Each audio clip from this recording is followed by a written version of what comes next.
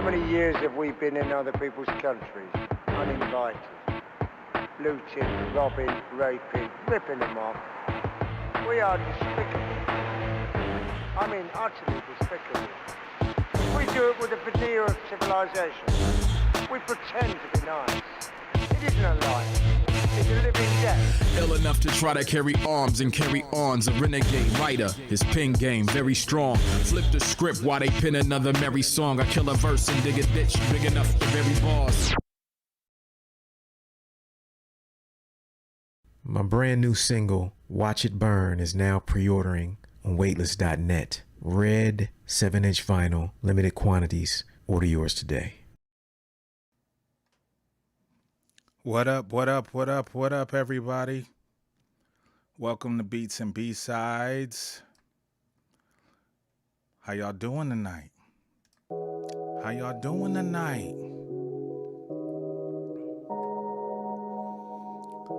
Yeah, that was my man Blueprint. He got a new 7-inch coming out real soon called Watch It Burn. It's pre-ordering now. Hit up weightless.net.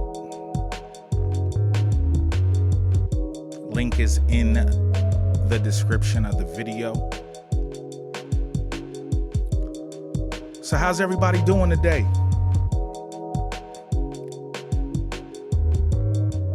I've had a hell of a week. I've been so freaking busy. Just real busy. And today's topic that me and Blueprint are discussing on the 5 spot is diversification. Diversifying your portfolio, getting involved in some different things. And yeah, like I'm just getting busy.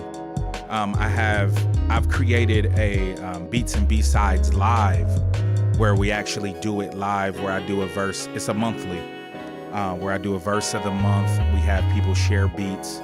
We have a dedication. The next one is September 2nd, doing a dedication to Outkast. We got Jay Swiffer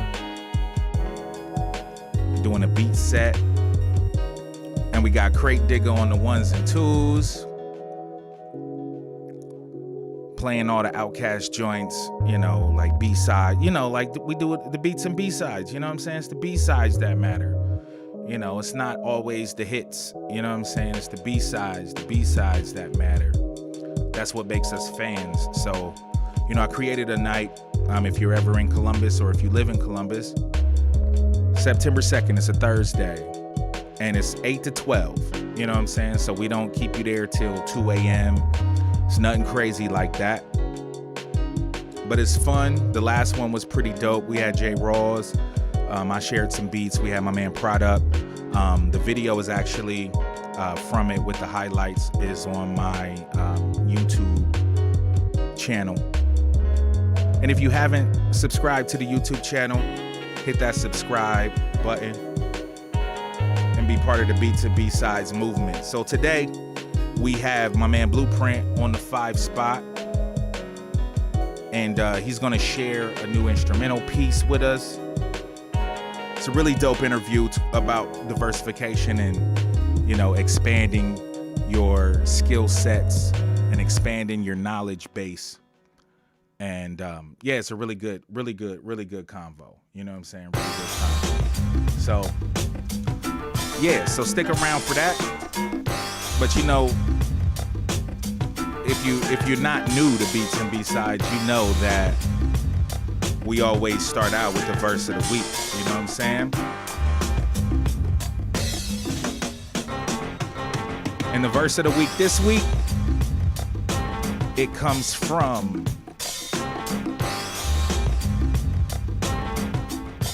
my homie.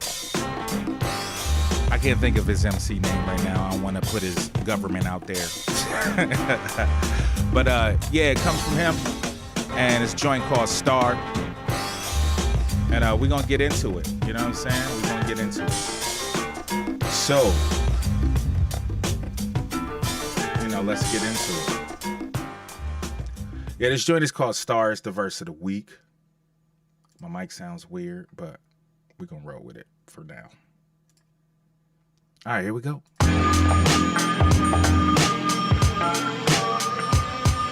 Yeah. What up, Gareth?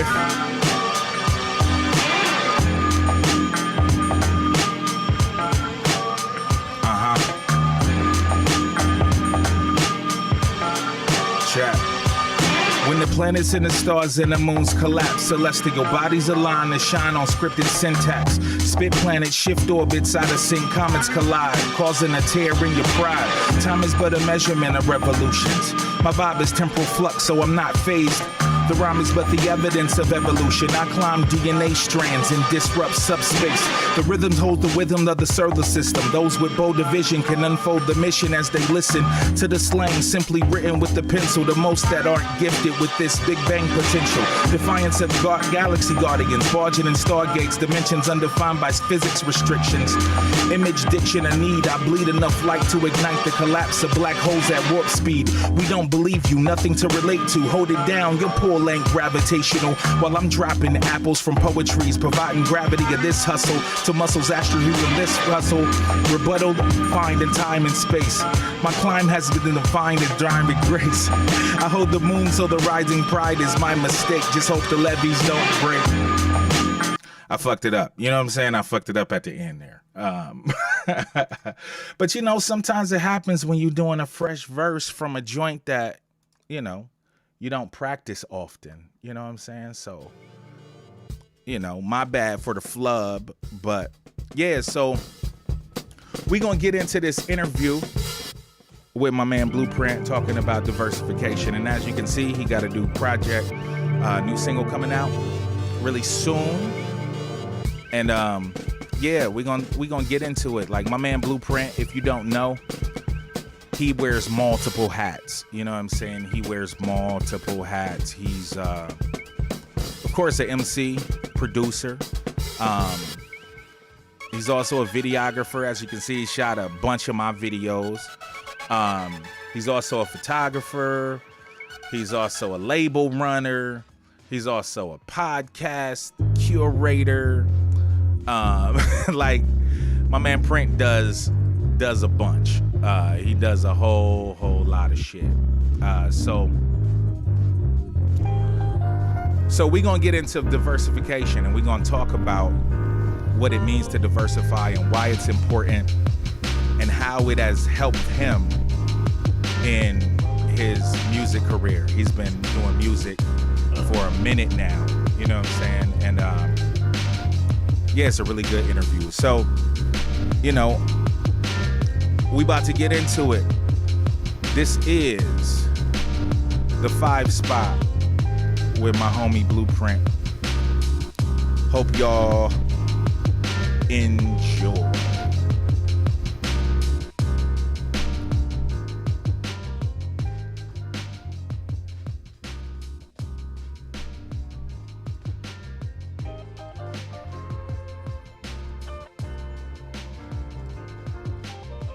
Welcome to the 5 spot. Welcome to Beats and B-Sides.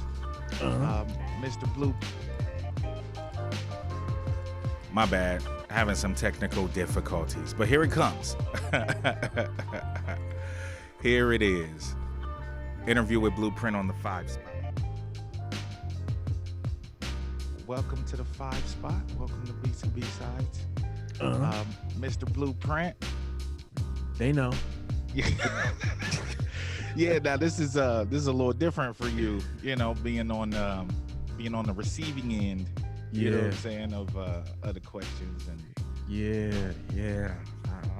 I do some interviews. I don't do as many as I used to because, you know, doing the podcast every week, I just get tired of talking sometimes. So yeah.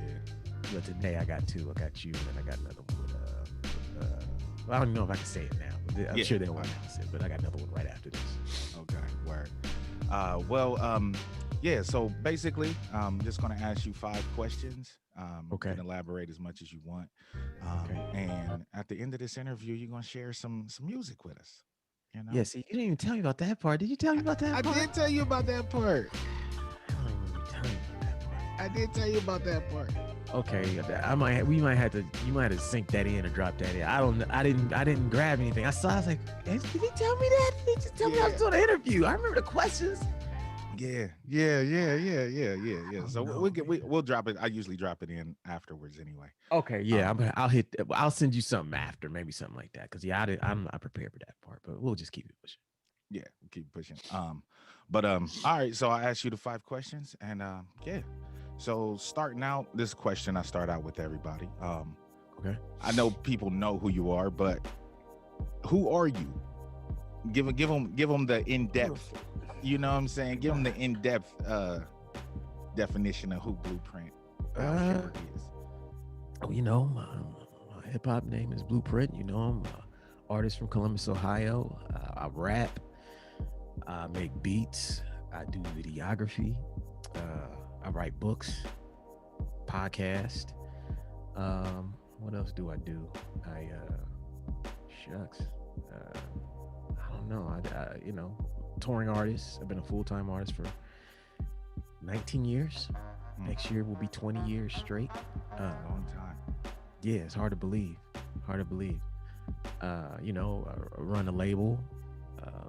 Have been on a label. I've done a lot of shit, and I'm just I wake up and I try to do what I love every day. That's kind of me. Word. Yeah. So, because what we're talking about today is diversification. Okay. So, that makes perfect sense because you listed all of that stuff. Diversify your bonds. Yeah. So financial.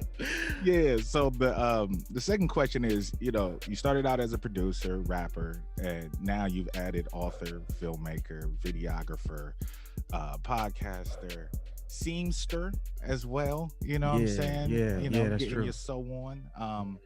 And a bunch of other things, label owner, all of that. Is there anything specific in your past or in you coming up that made you want to do so much? No, I don't know, man. As a kid, I just remember just going wherever my interests were. I don't remember ever being even thinking about the stuff I was interested in. Whenever I was interested in something as a kid, I just did it with a real intense focus. So if I think even back to we talked about I told my story to the podcast about, just basketball. In 6th grade, I was like, I like basketball. And I never really played that much before then. So then I went on this journey to try to make the team, in middle school. And it didn't go I made the team in 7th grade and 8th grade, but then I didn't. 6th grade, I didn't make it. 7th grade, 8th grade, I made it. But I sat on the bench the whole time. I didn't play until garbage time. I got in one real meaningful game when everybody else fouled out. And I did well in that game, but by the time I got to 9th grade, I was really good. And by the time I got to 10th grade, I started varsity the rest of my time. But that approach was the same way I did everything. I used to draw a lot, when I got into comic books. I was heavily into drawing. I would draw my own comics and stuff and make up my own characters and play role-playing games. I did that real heavy. But it was just whatever I had an interest in, I just followed it. Same thing went from computers. Liked it, dove in. I used to work in the computer room in high school and help other kids. Just from hanging out in there all day, I would learn how to work computers and help other people. And then in college, same thing. I think the same thing is follow me in art. In art, it's when I learned about turntables, that was kind of what really sent me on the hip hop path. Seeing somebody with 2 turntables out at a public event. And it was a cat I knew from around the way, and he was like, "Yo, I was like, man, this is crazy." He's like, "Yeah, come out when I spin. You can check out the table." So I just would stop by and see what he was doing. And then that kind of led to learning.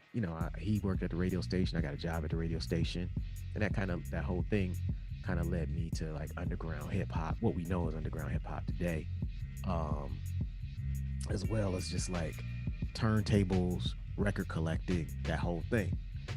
And that's a whole world unto itself. But when I went into it. It's like, oh well, if I'm gonna learn how to fuck with these turntables, and I'm gonna learn how to fucking DJ. So I wasn't just a record collector. I was DJing parties. I was DJing. I had an underground mix show every Friday night. from 10 p.m. to 2 a.m. in the morning, and I would be playing all the shit like Company Flow and, Dilated Peoples and all that shit. And I did that for like, 4 years in college. And was DJing all the biggest parties, was going on the road, DJing in other schools in college. Just I had kind of got a good rep for it. And but I went all in. Once I got the tables, I took them home that summer, and I learned. I was like, I ain't gonna rest till I know how to match beats, to know how to mix. You know what I mean? So it was like, and by the next summer I came back and I could blend anything easily. Could match beats, match tempos. And this is before the era of syncing, where guys got computers to do it for you. You know what I mean? You had to pick records that could match and blend, and then you had to know intuitively, like, okay, this can work with that, this can't work with that, and just really, really know that shit. And so I learned to study it. Study it. Yeah, man. It wasn't no technology, man. Now you just hit a sync button, right? And they'll just put the second record at the same table first. Nah, we had to learn that. So I was here, and this used to be my old bedroom where I'm at now at that time. So I had the turntables in here. I wake up all summer when I was in school and just practice every day. And I had maybe 2 crates of records back then, but I would practice my ass off just trying to learn. And I had doubles of everything I had.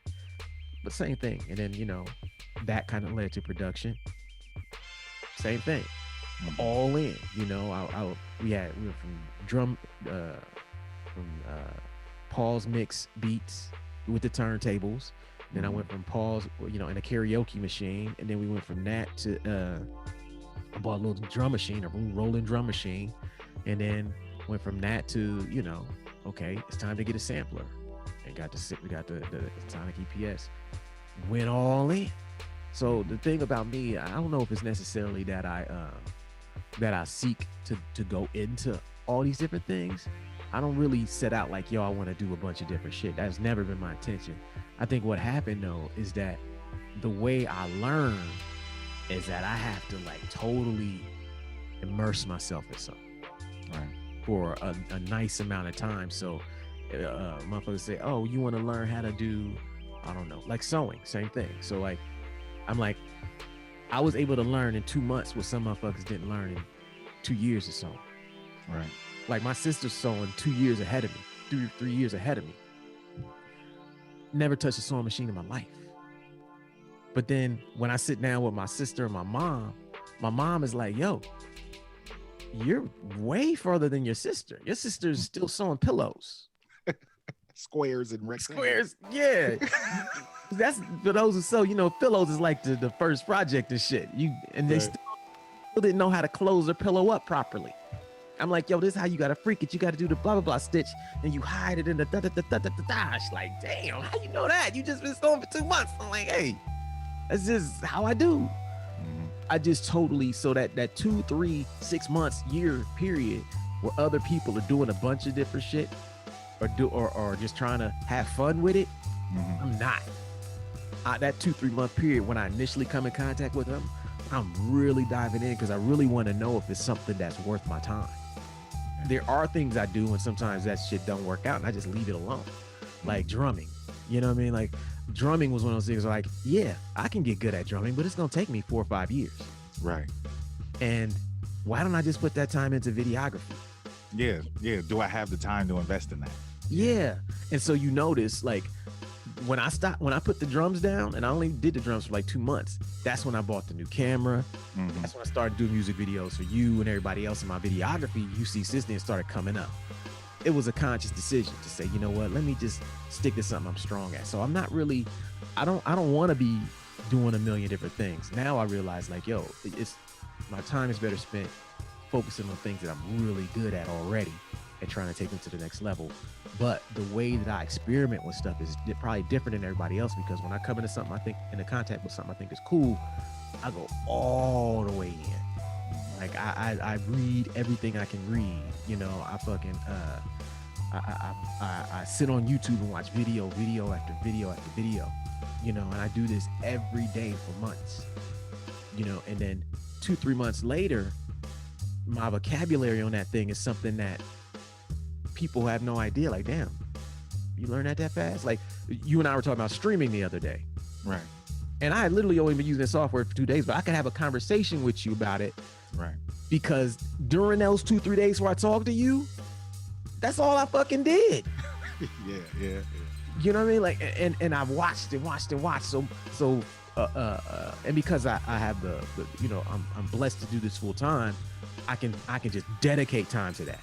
Mhm. You know, some people have to work and go and leave the house. They can't just sit around and become a sponge like that. So that's kind of how I do. So I don't really set out to do it, but I guess it just happens due to how deep I go when I come into contact with something.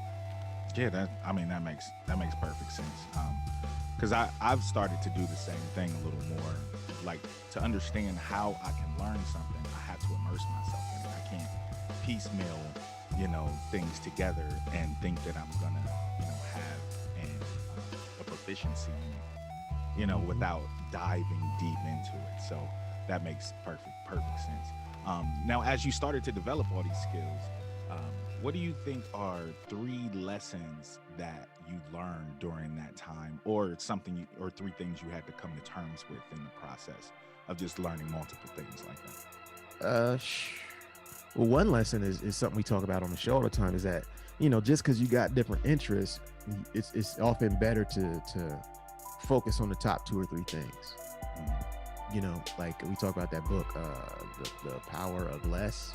Yeah. Quite a bit, you know, on our show. And that book definitely had an impact on me, in that it showed me that, yeah, you can have 10 things you want to do every day. You can have 10 projects you want to do every year, but trying to do them all just because you're talented enough, or because is not going to work. You're going to end up spinning your wheels. None of them will move forward. So it's better to find the top 3, learn to prioritize it. And then when you get to that top 3, you know, you can move more effectively because you're not all over the place. So that's been a lesson. Learning to just prioritize my interests has been one harsh lesson. Another lesson I would say is just like admitting that everything ain't for you. Yeah, that's a hard one. Yeah, it's a hard one, because it's like, man, I know that I can learn anything. Like, over the years, being able to do so many different things at a high level, and even like being an author, right? Like, some people like, damn, how the fuck are you writing these books? Like, how you writing these books this fucking fast? And they're good. Like, it's not like I'm just putting out some bullshit. People are like, yo, this is a fucking dope ass book. You wrote this in less than a year, and then you turn around and write another one in less than a year? What the fuck? But I've had to admit that everything ain't for me. Writing is for me. Yeah. I could sit around and become a drummer of J-Zone's level if I put in J-Zone's level of dedication. But J-Zone got a 10-year head start on me now. Right. It's very different. Yeah, it's different now. You know, in your 40s, it's like, yo, man. You know, that's probably lesson number 3. Lesson number 3 is that, look, man, as you get older, you can't play that game as much. Right. Like, you're not supposed to be 50 years old juggling 15 different things trying to find what you love. You know, and everybody, I think the whole illusion of finding what you love, it can be dangerous to some people, right? Some people will sit around and they'll just jump from thing to thing looking for this thing that just blows them away. You know, like, oh, I'm supposed to dream about it and wake up about it, and it's supposed to just pay me all this money. That's my passion. They think it's got to meet all these criteria. It's got to make you a bunch of money. It's got to, you know, you got to be able to do it full time, or every time you do it, you got to be laughing and smiling and happy. And that's not realistic, you know. Right. And if you think that's what it's going to be, then you'll be overlooking things that you can and should be doing that are great for you, you know. And so I just admit, look, I don't have the fucking time to do it. I don't have the time to find 5 different things. And this recently happened with my sewing class. I was supposed to be taking a sewing class on suit jackets, but I had to drop the sewing class because I had so much other shit going on. So I had to talk to my sewing teacher, and I was like, yo, and this class was demanding.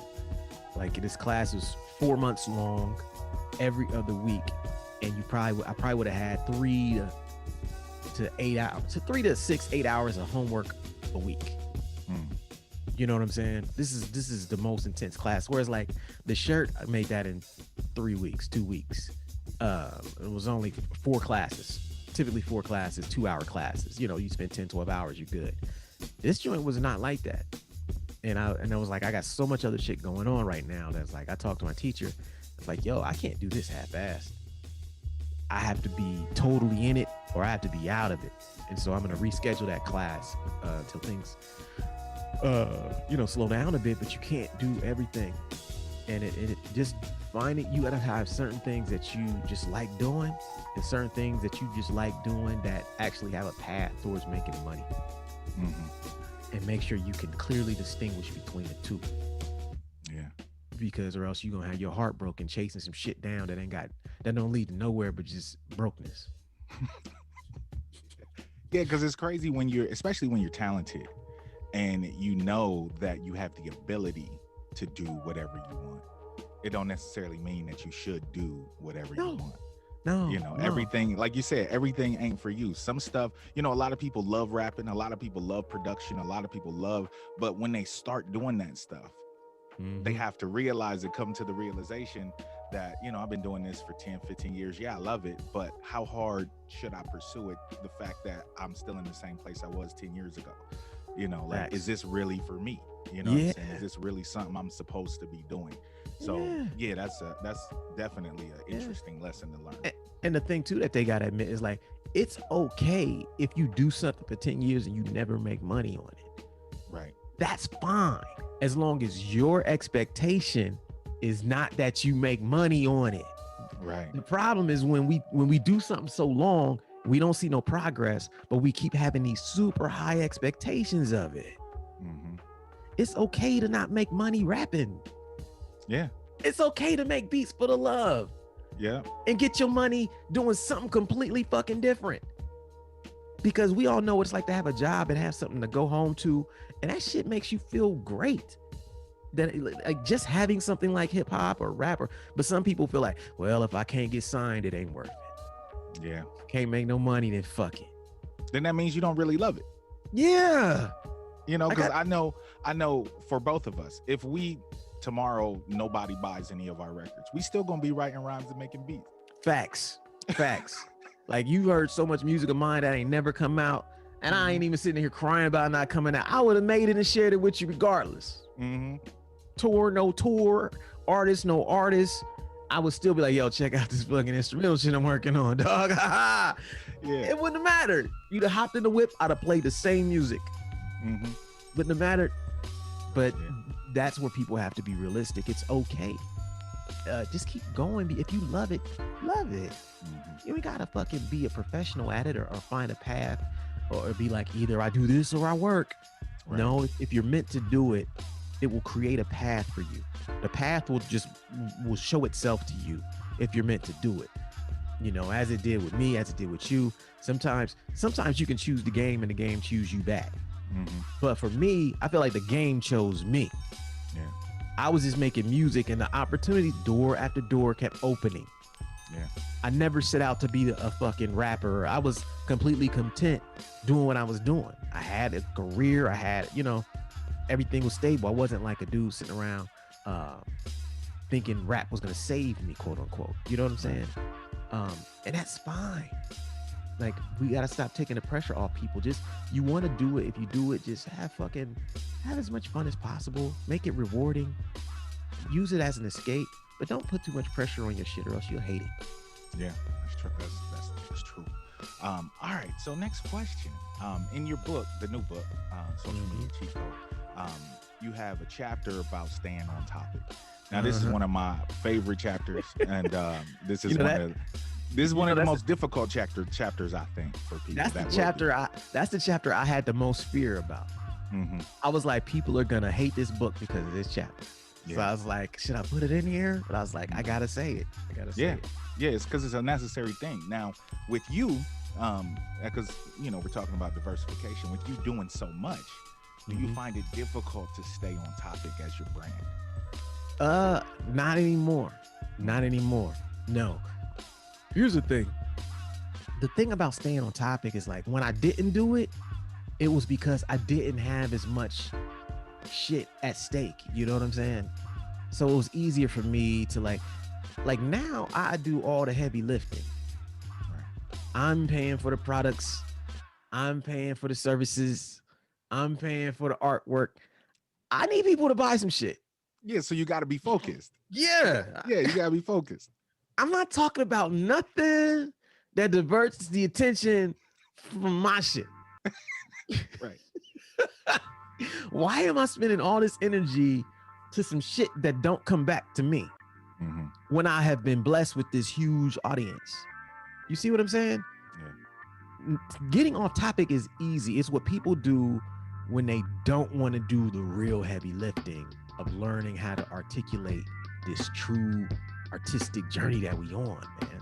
Yeah. Like, it ain't hard for me no more. You know, I know how to do it. Like, yeah, I'll make I've made what, 2 to 3 posts about sewing. I've been sewing since maybe October or something like that. The majority of my shit is still on point. You know what I mean? And that's just to let people know, like, hey, well, you know, this is some shit I'm fucking with. This is pretty cool. But I know where my bread is buttered, man. Yeah. And so I it's not hard now. And now it's even easier because I've done it enough to know the rewards of it. And you've done it enough to know exactly what your brand is. Like you've come to the realization, like, this is what I do. This is who I am. This is what I want to present to the world. You have a plan in place to where you know what you're presenting. Therefore, it's not hard to stay on topic presenting what you plan to present. Facts. Yeah, that's the thing. But that's where, you know, we talk about in the book how a lot of people can't stay on point because they ain't got no definition. They don't have no brand definition. They think that they can be all things to all people. And we talk about this on the show. That's where it goes wrong for artists, trying to please everybody, thinking that you gotta be a battle rapper, you gotta be a conscious rapper, you gotta be politically aware, you gotta be cool and have swag, and you gotta be ready to pop bottles, and you gotta be ready to pop off if it goes down. You gotta be everything. You gotta get the hoes too, because if you ain't getting the hoes, okay, I need a song about getting money. It's too much. Yeah, it's too much. It's too much. You end up doing everything, but to the people you represent nothing. Yeah, it dilutes your brand. It dilutes your who you brand. are. Nobody knows what to expect from you. Nobody knows who you are. If you're a dope battle rapper, then battle rap. Right. Do There's it. nothing wrong with that. No. There's nothing wrong with Embrace that. it. Yeah, that's where artists go wrong. They try to be everything, and then when it comes time to actually staying on topic, like, I can tweet about being an artist all fucking day. I wake up with 5 thoughts about art that are dope. Every day I can write down. I could put them in a song. I can fucking put them on Twitter. That is why I can stay on top, because I know I'm an artist. I can talk about production. I could talk about rhyming. I could talk about the business. I could talk about being inspired. I could talk about doing better work. All of this shit falls under the umbrella of art. And so I know who I am now. And so I just try to stick to it. Even the books I write, they're not like some shit that's way out there for what I do. It's in my lane. It's what we do. We're all on social media, so I can write a book about social media. People can look and see, damn, he getting crazy engagement on this. Damn, that fucking shit is dope. Like, you know, I guess they on social media dropped a little commercial thing we did. Yeah. Great response, you know, on Instagram. I'm like, damn, some quick and dirty content, what we talk about in the book. You know what I'm saying? When we did it, you was like, quick and dirty. I see you, you know, and this shit worked. Took us 5 minutes to shoot, cracked off. That's why I can stay on point, because I can find those angles, because I know who the fuck I am. Yeah, that's dope. That's dope. Okay, so last question we're coming to. Why do you think diversification for artists, or even just business people in general, is important? Like, why do you think it's important to diversify your skill base in any type of business, including art? I'll say this. I think it's important for people to diversify their knowledge base first, right? Like, I think before we get into the skills part, we got to say the knowledge. So, like, what you know, what you're aware of, right? So, like, we've all had periods where we was heavily into one side of it. Like, maybe when I was on Rhyme Stairs, I was more of an artist. You know what I'm saying? But then with the weightless stuff with you, I was more a producer and on the business side, right? Then coming from both of those situations back to weightless is like, now I'm artist and business. Each one of those things taught me something completely different, right? And it took going through the first two to get to the third one where I'm wearing both of those hats. Like, okay, I know all sides of this thing now. Now I know how to market, promote my own records. Now I know how to the work ethic I need to have to be successful on a higher level. I know what my output needs to be. I know how to reach my fans, how to communicate with them directly. That knowledge diversification is wild important. I think that, you know, I don't want people to think that, hey, it's important that I learn a bunch of different skills. Now, a lot of skills you and I have had to learn have been because we ain't had nobody else to help us. Right. It was out of necessity, right? We didn't have no big teams. We had to find, okay, how do I stream? Like, you learn streaming because there wasn't nobody to teach you how to stream. None of us did it. It wasn't even cracking until the pandemic. Right. So it wasn't like it was everybody was doing it. It was very few people doing it. And those who were doing it really well, right? Right. So it wasn't like a lot of average people with little experience streaming. Prior to the pandemic, people who were streaming had been streaming for a minute. And then you had a whole group of people who were like, oh shit, streaming is some new shit that we kind of need right now. There's a window. Let me get on this. And so you learned it, but you weren't shown that shit. Like, necessity kind of drove that. You had a record. That record needed to be promoted. You needed awareness and a way to communicate with your people. But you learned about it. Then you learn the skill due to circumstance. I say, what if you're an artist, the first thing I think people should do is be great at your main thing. Right? Like, you're a great rapper. Yeah. Everything else comes from there. Right. People watching your stream is because they've heard you rap great on albums. Right. They've heard you say great shit. Oh, I'm gonna produce this record. I'll listen to it because I've heard you rap great over other people's shit. Right. Start there. A lot of people get ahead of stuff. They don't want to become great at one thing. And then they never have the sun, if you will. You know what I mean? Like, you gotta have this thing in the middle of your universe that everything else revolves around. Right. Yeah, you got to have a foundation. There has to be a foundation to everything you do, because everything that we do somehow, for the most part, everything else that we've learned aside from us rapping or whatever our foundation in art was, everything relates to that in some way. Yes. Production relates to that. Videography relates to that. Photography relates to that. You know what I'm saying? Everything, even the streaming, relates to that. All of that, but there's always that foundation. Yes. And that's the thing that sometimes people don't understand that they need before they start diversifying their shit. Thank you. Yeah, and the reason I say that is because I don't want people to look at me like the end product and be like, I'm gonna do like him and just learn a million different things, because Blueprint did any successful, but because they'll fail to realize that my success in hip hop and in this realm is because I was dope at rapping and producing. Those are two things that set me apart. A rapper who could produce just as well as that and had really dope beats and had a dope persona and voice on the mic and said good shit. Everything else revolves around that. That's the sun in my universe. All these other little things revolve around it. And so I have to, and it's all writing, you know, so whether it's making movies, whether it's videography, whether it's, like you saying, the streaming, the podcast, all of this shit is kind of revolved around us being able to write and communicate effectively. And when you can write and communicate effectively and speak effectively, you can put these other little planets around the center of your universe, around your sun, and they can become fruitful. So my books are only fruitful because my albums are fruitful. And just now, only now, are we starting to tap into something with the podcast where we have listeners who are not necessarily even fans of Blueprint and Illogic, right? Who just love the show, and they go back and discover us because of the show. But that's just now, but they wouldn't have gotten there had we not leaned on the trust that we built from our artistry. So get good at one thing, make that thing so good that you can put these other little planets around it, and you know, and they just circle it, and then people have to fuck with your whole galaxy. You know what I'm saying? Because like the rapping and production is the sun of my galaxy, of my universe, and everything else, it shines light on everything else.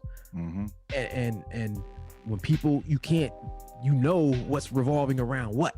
You know Right. what I mean? It ain't out of order. You know what I mean? Like the rapping ain't the last planet in the universe. Right. Rapping is the fucking sun.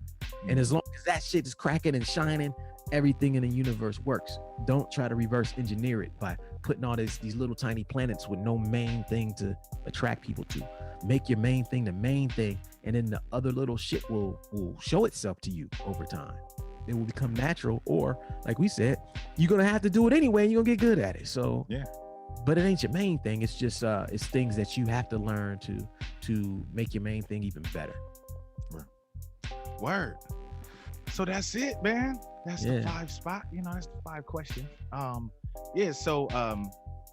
So you're gonna share something new with us. You know, I'm gonna send you something. something new with the people. And you know, I hate dropping exclusive shit. You know, I'm like an album guy. I don't be. I know. You know. I wouldn't even agree to this if I'd have known. You know what I mean? I had to share music with y'all. Nah, man, not doing it. Nah, I got you. I'll send you something. I don't know what it's gonna be, but you know, we'll see. Okay. Word. Cool.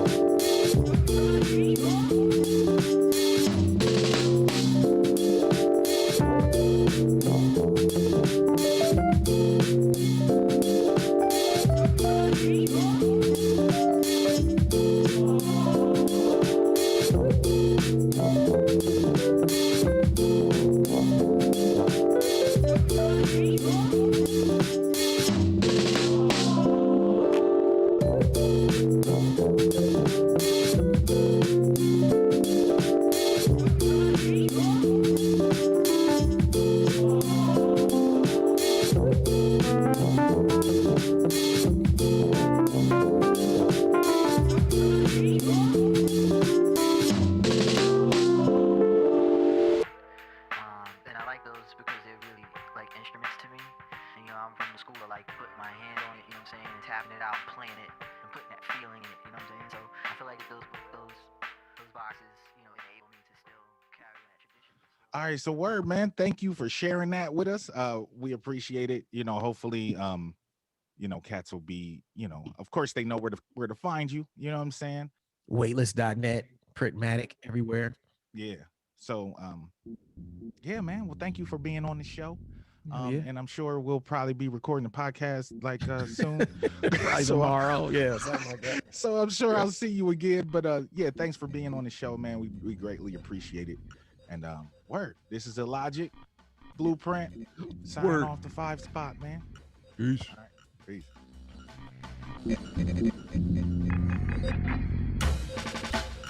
Yeah. That was my 5-spot interview with Blueprint. So many jewels.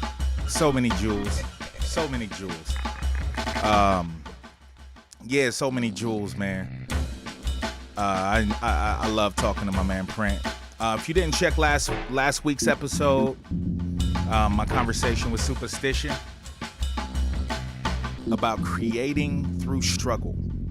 A lot of you, if you listened last week, I did reveal that my wife is going through cancer right now. She has 2 types of cancer. And yeah, it's been a struggle, but I finished the album. I'm doing all this creative stuff, like, and I'm pushing through. And my man Superstition, his wife had cancer and beat it. So, you know, like, I wanted to talk to him about that, you know what I'm saying? And about, you know, just how to create through struggle, you know what I'm saying? Because he's gone through the same struggle that I did, or that I am right now, but he still was able to create. And, you know, it's a difficult thing. So check out last week's episode on my YouTube channel. If you haven't subscribed to the YouTube channel, hit that subscribe button. You can find me everywhere on all your social media platforms. I do have a new project coming out, hopefully early next year. But the cool thing, if you stayed with me this long, I did post on Twitter that I had a special announcement. The Celestial Clockwork reissue double vinyl is gonna be pre-ordering next week. There are only 300 copies. So, it's only 300 copies. It's only 300 copies. And, you know, like the people at Beats and B-Sides, if you've been here, you know what I'm saying, you've seen this already. I showed this to them a while ago. But this is what it's gonna look like.